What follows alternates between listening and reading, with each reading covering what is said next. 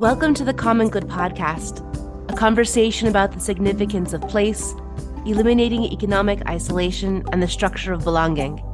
My name is Rabbi Miriam Terlinchamp, and I'm your host.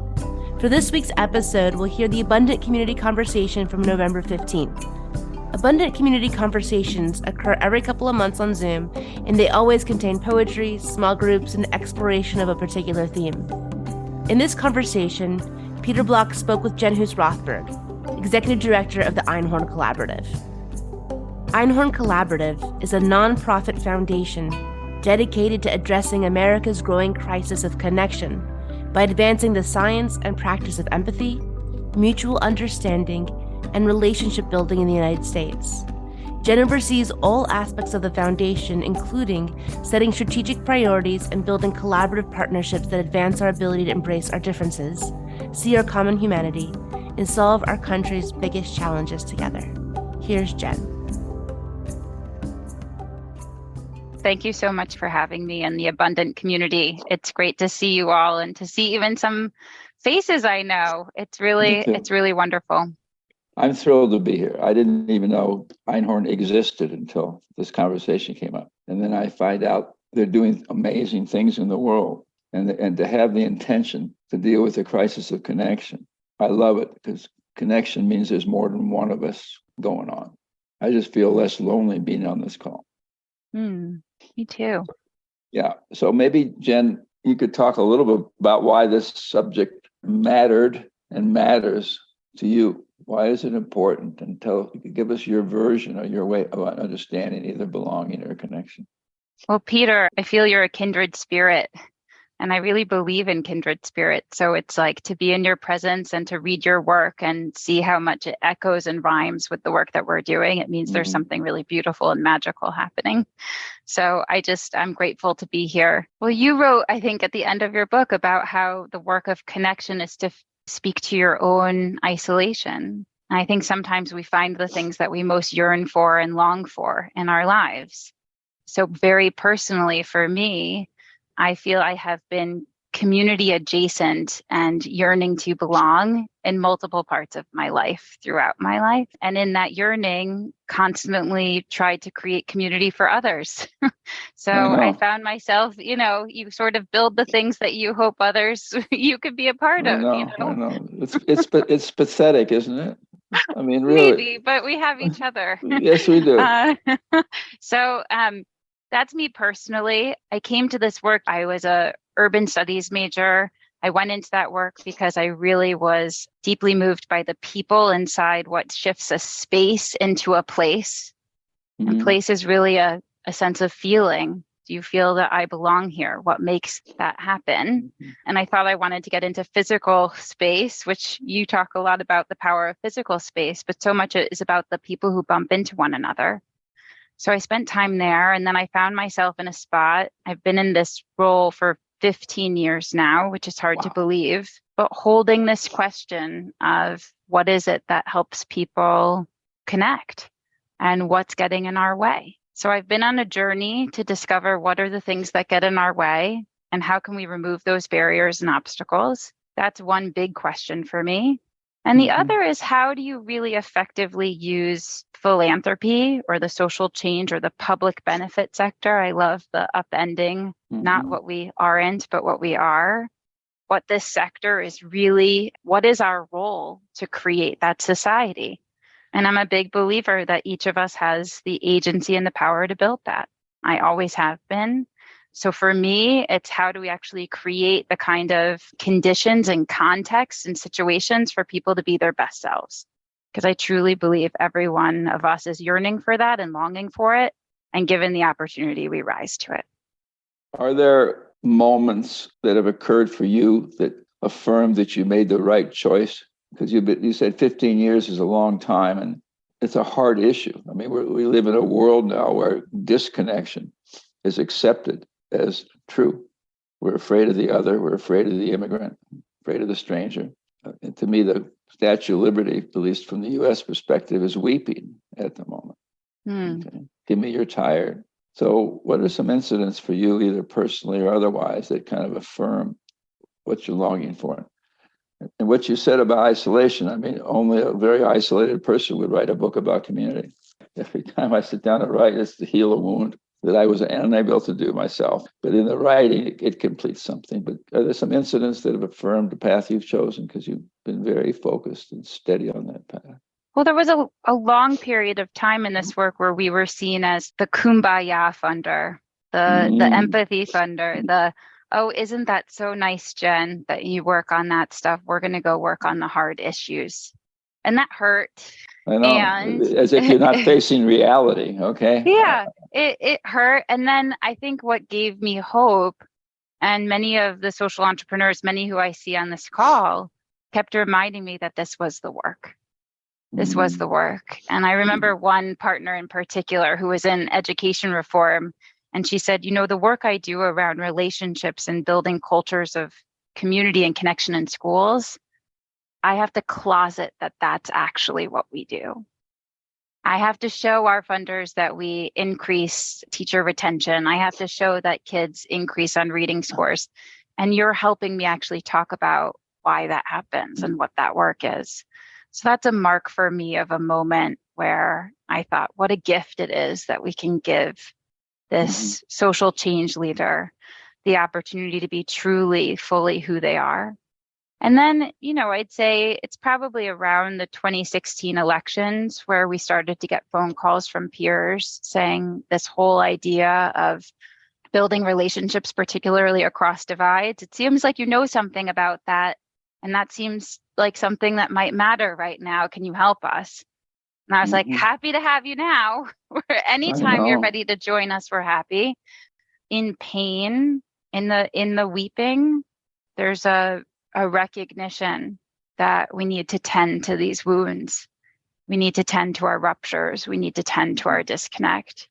And so when we were always in the business of talking about repairing our social fabric, until you really feel the fraying, until you really feel how disconnected we are, the silver lining might just be that there's an awareness now that you can't unsee. And that woman who you affirmed, both of you were healed by that. Because at some part, all of us on this call are trying to create an alternative future. And if you look around, it takes faith because the evidence is not overwhelming. But it's interesting that you and me too, people are kind of more interested, even though we've been at it a long time. And the repair work, COVID lifted the veil a little bit. Nothing's any different. The old normal sucked in my mind. I don't want to go back to when you get used to incredible suffering.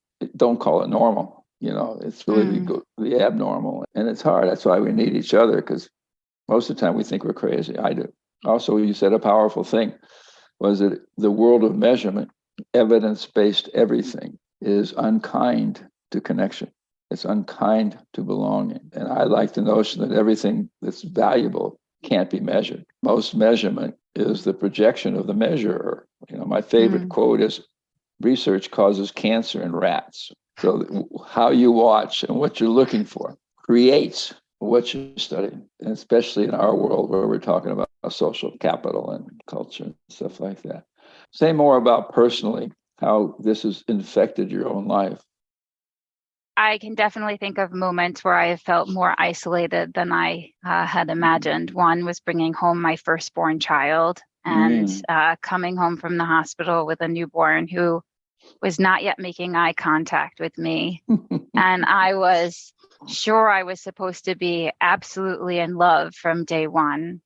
And I remember after a week that my husband was going to go back to work. And he said, I'm going to go. And I said, don't leave me. And I think it's the first time ever that my mom, I'm the middle of three girls, so I'm very independent. Middle, if you're a middle, I got you. And it was the first time I think I called my mom and she said, do you want me to come get you? She lives in a different state. And I said, yes.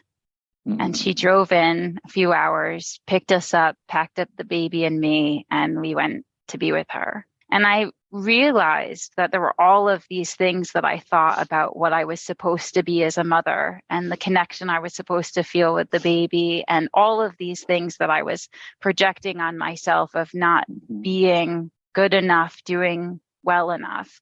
and feeling lost, losing myself in the process. So my mom came and got me, and I spent a few weeks there. And my husband came, and he didn't get totally disconnected from us either, but we needed the multi-generational connection for sure.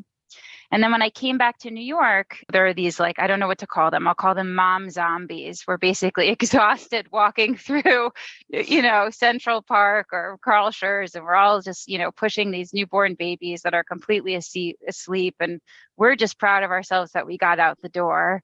But you're walking around and you're just completely isolated. And I bumped into another mom zombie, and we teamed up and said, can we meet here again tomorrow, same time, same place? And we found another one, same time, same place. Could we just meet in this spot in the park, 10 a.m.? We'll be here. And the four of us, we call ourselves the March Moms because we all had boys born in March 2013. We found each other in the park in New York City. And we still, to this day, the boys will be 10.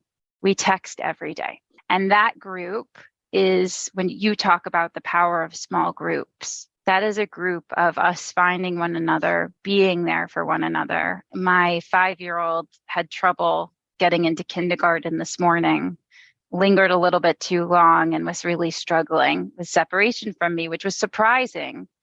And so once she went in, and I was all teary and upset about the separation myself, I texted the March Moms and I said, shit morning, right? Like, what a way to start a day, right? And it's in the moment of empathizing and sharing and exactly like recognizing, I see you, I know what that's like, I need you because I feel stuck. That group is more powerful than any formal association I've ever been a part of.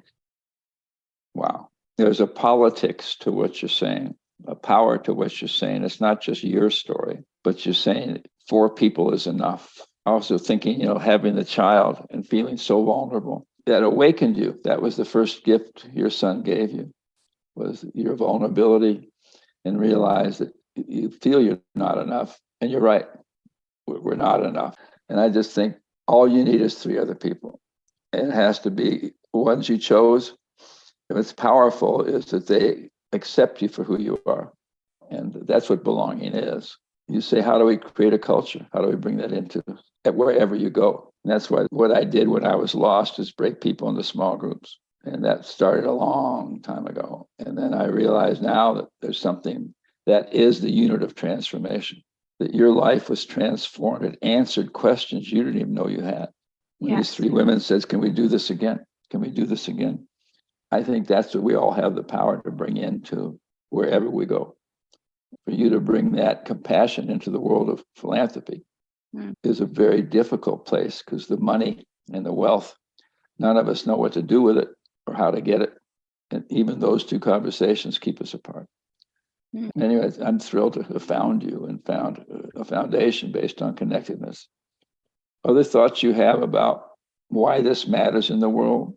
Well, look, there are a lot of reasons why this matters. One, for our own individual yearning and longing. Yeah. But I think you talk a lot about that this isn't just individual transformation. This is communal and societal. Exactly. And I think we've arrived at a point where, one, we don't just hold the individual as the individual outcomes. We've held, I think you say the small group is the unit of change. We've held relationship as an end in and of itself is actually worthy of investment. And we're still really up against the challenge of it being seen as a means to an end to try to prove its purpose.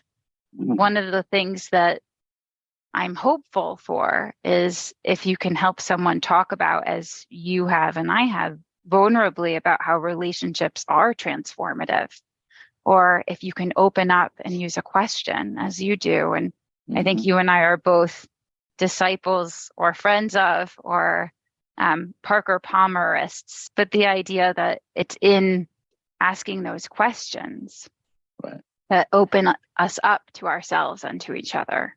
So I just want to bring more of that into people's awareness. I want more people to feel comfortable opening that up and showing that part of their hearts, because I will bet every day of the week that it's there. It's in every single one of us. It's nice we don't have to prove ourselves much longer, okay? Because whether you started 15 years ago or took over 7 years ago, or I wrote a book, as soon as those events happened, you knew you were a fraud. I've never turned in a book. I wouldn't read it, but now there's an openness to it. We can talk about it. There's a minister in England who's a minister of loneliness. We have one too. He's just our Surgeon General. Okay, got it. I really do. That's great. I would lift up, Vivek Murthy as our Surgeon General and our doctor, if others haven't seen his book together about the epidemic of loneliness. Wow. I'd say we do have someone right now who sees loneliness as one of the pieces of what's happening, the silent epidemic. And I think, look, you lifted up COVID. If you didn't know that you needed social connection in your life then, you do now. It's changing the whole social contract. But That's it's still difficult. My own belief is, I just heard a term, I've been playing with the idea of being an activist. And most activists want to protest, want to do research. You believe in the environment. How do we get people? How do we get them? And this woman who runs a nature center, she says, well, it's called relational activism. Mm. And so we're taking people who care deeply about the environment and putting them and teaching them the methodology of the small group, teaching them the methodology of belonging, everything that you do, and say this is the foundation for activism. And it's true for cultures too, and businesses and social change. I love in your describing yourself that you believe in agency. And to me, that's what's lost in a patriarchal world, is a sense of agency. People say, I want to be safe. Will you keep me safe? Mm. And I was on the board of a small group, and the philanthropists, they gave us, $20,000 or something. And so she starts asking all these questions. How come you don't have this or that? I say, you don't get to ask those questions for $20,000. If you want to add some zeros, go right ahead. Everyone on my team has been in a grant receiving or fundraising role prior to being in this role. Why? Wow. You can't be in this kind of spot unless you deeply understand what it is to be in that position that you just described. And good That's for beautiful. you, because you do have the agency to say you don't have the right to ask me that question. But I think also the questions you ask, you say of vulnerability, the zombie mothers, that made you stronger agents. I need you to reclaim my freedom, my agency. And you're right. It's an option to the focus on individualism. And my own belief is we're individually focused, because when people think it's on them, they're easy to control. It also takes courage in our own zombiness, whether you're pushing a carriage or not. It is hard parenting, but it's hard humaning. It's hard humaning right now. I have a similar group with other leaders of foundations. Yes, radicals. My boss would love that term. I want to open it up to say we all have moments of walking around in our zombiness and the courage to reach out and find one another in those moments of deep need and isolation. At this point, participants were placed in breakout rooms and were asked to answer this question. What's the crossroads you're at with respect to ending your own isolation? What's the crossroads you're at with respect to ending your own isolation? I'd like to invite you to take a breath and consider the question for yourself. Once again, what's the crossroads you're at with respect to ending your own isolation? Another breath in and out. As you consider the question for yourself, here's a poem by Margaret Wheatley. It's called Turning to One Another. There is no power greater than a community discovering what it cares about. Ask, what's possible, not what's wrong. Keep asking. Notice what you care about. Assume that many others share your dreams. Be brave enough to start a conversation that matters. Talk to people you know. Talk to people you don't know. Talk to people you never talk to. Be intrigued by the differences you hear. Expect to be surprised. Treasure curiosity more than certainty. Invite in everybody who cares to work on what's possible. Acknowledge that everyone is an expert about something. Know that creative solutions come from new connections. Remember, You don't fear people whose story you know. Real listening always brings people closer together. Trust that meaningful conversations can change your worlds. Rely on human goodness. Stay together. The question one final time. What's the crossroads you're at with respect to ending your own isolation? Now, as we return to the conversation, Chi Nguyen, the communications lead at Einhorn Collaborative, reflects upon the experience she had in her breakout room. I was very lucky and fortunate to be in conversations with Barbara, April, and Jill. And without disclosing exactly what we said, I do think that there are a few questions that came up that are helping me think about how I'm moving through life and through my connections that I have personally. So one of the questions that Barbara asked was, how do I enter a long-standing community with my gifts and with the acknowledgement that that community has existing histories and their relationship with each other? And so that is a question that I ask myself often, because I came to the US at the age of 13, and I've been moving around to different communities and looking for ways to belong and looking for ways to blend in and also stand out. So those were some of the things that came up in our conversation. I want to hear Jenn say something. I was going to ask Chi what her answer would be to Barbara's question. I think Jenn and we actually have this question that we ask ourselves often in how we enter spaces and communities. And I think for me, the desire to belong shows up so much in the way that this is the last conversation that we had between Jenn and I started doing communications because I wanted to understand what other people were saying, and the act of learning and reading in English and being able to say, okay, I finally understand what you're saying enough that I can translate what you said to the community that I first belonged to. So for my mother, who came to this country as a single mom, how may I translate what I know with the new language that I have so that she has the same information? And for me, that idea of entering communities is always about the need to understand, and then to be able to reiterate that and to ask, is this what you mean? So that I can go back and share that with the people that I love. You know, I think questions bring us together, and that's a great point. And the other thing is, you know, all of us go to places where we think we don't belong. And every neighborhood, tight-knit, I know in my neighborhood, everybody wants to tell me how long they've been here, okay, as a prelude to their making a request. My own belief is that every group has a story about itself that's incomplete and untrue. If we're the stranger, they need us to connect with each other. And I just never buy people's notion, well, you know, in Cincinnati, unless you're born here, those are just stories. And I think the questions is wonderful. Another way of connecting with strangers is to just be curious and never be helpful or ask for advice. People ask me for advice. It's kind of distancing and being kind of aggressive. I say, well, I'll give you advice if you promise to follow it. Nobody ever takes me up on it. I think this is the work, is to help strangers realize they're not. There's even space for dissent. There has to be room for people to have doubts. And you can initiate that by asking people, what doubts do you have about what we're doing here? And that brings us together, as long as you don't try to defend ourselves. People have doubts. I say, thank you.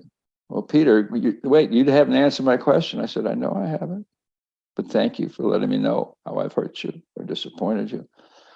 And I need to know that. And there's nothing to do about that, really, except create space, because otherwise you just don't have to always, things don't work all the time.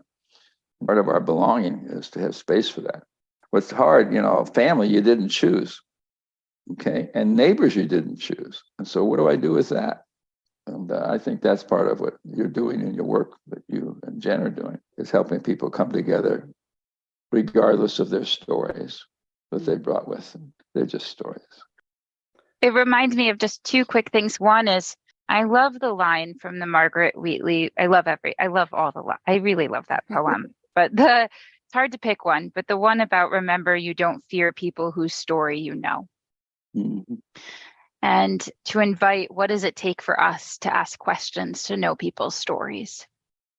Like, what is it if we met someone and our only task was to know their story?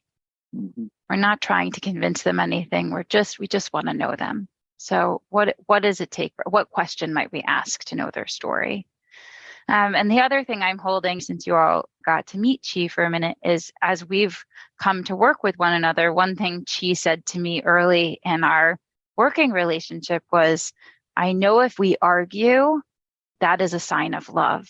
That if we can disagree and engage and wrestle and rumble with one another, that means you deeply respect and love and honor me and the work. And it was such a powerful reframe for me, where I had been taught, I think, a culture of niceness. Mm-hmm. And so to lift up something, Peter, that you're naming, which is dissent, thank you. Not to defend, but to listen and know that that's actually welcome and part of the abundant community, is that we love each other enough to share when we disagree with one another. I have to learn that a lot because I grew up in a family unit that was absent conflict. It was there. It just wasn't out loud. And I married into a family that loves each other through conflict. And it was actually something I had to learn, that I had visceral reactions to. I was like, this doesn't feel right. And I've actually gravitated towards finding, but having to relearn that conflict and engaging and disagreeing is part of the love of one another in this family, in this neighborhood, in this community, and in this society. As long as we do it knowing each other's stories, and we do it with respect, and we ensure we don't dehumanize or disrespect. And I think we've lost, or we haven't tended to that need. That's beautiful. A friend of mine, the philosopher, he said, I'm warning you now. If you disagree with me or argue with me, I'm taking your side. And so that creates space. Why am I invested in how you see the world? I raised my children worried about how they would turn out. And what I missed was finding out who they were. So now they're my first children are in their 50s. Okay. And I realized my only task is to know who they are. When we do our work, we say, be curious, don't be helpful. Don't, know what's best. As soon as you know what's best for another, you've colonized them. And what you're saying about the conflict, and the conflict is fine. You just don't have to agree on everything. We're all raised to be the good child. I was a middle child also. And I felt my job was to be responsible for the well-being of my family. Yes. And they did not have any trouble arguing with each other. It kind of shut me down for years until I had my own world and my own life. I think coming together is to create space. And you create it by the questions of curiosity. What's your crossroad? What are you good at? What doubts do you have? What no are you postponing? Okay. Oh, I love that. Isn't that great? And I think that's what you do, and that's what we're doing, is put people together, not be so interested in their opinions, but I'm interested in what matters to them. And so I think you build community and overcome by asking you what matters to you. When did you first fall in love with the idea and realize that you weren't as alone as you thought you were? And that's why we need each other. Because if I'm alone, I begin to think I'm crazy after a while, and that I need to work on myself after a while. Neither of those are true. At its core, when human beings connect and ask these kinds of questions, we come back to the basics: love, loss, forgiveness, And meaning, purpose.